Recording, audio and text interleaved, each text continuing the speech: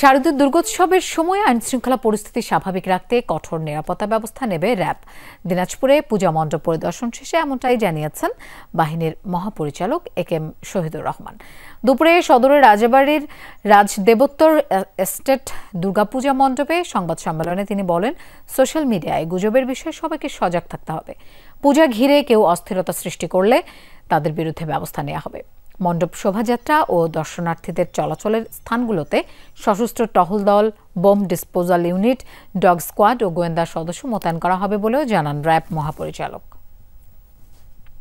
প্রায় 31,526টি মন্দিরে এবার এই পূজা উদযাপন হতে যাচ্ছে। তা আমরা আইন শৃঙ্খলা রক্ষাকারী বাহিনী এই উৎসবটি যাতে সুন্দরভাবে সম্পন্ন হয়, সবাই আমরা সম্মিলিতভাবে কাজ করে যাচ্ছি। সামাজিক যোগাযোগ মাধ্যমে মিথ্যা গুজব ছড়িয়ে সমস্যা তৈরির এক ধরনের প্রচেষ্টা চালায়। সেক্ষেত্রেও আমরা আইন শৃঙ্খলা রক্ষাকারী বাহিনী যাতে সাইবার ওয়ার্ল্ডে তারা কোনো কিছু করতে না পারে, আমরা সতর্ক আছি।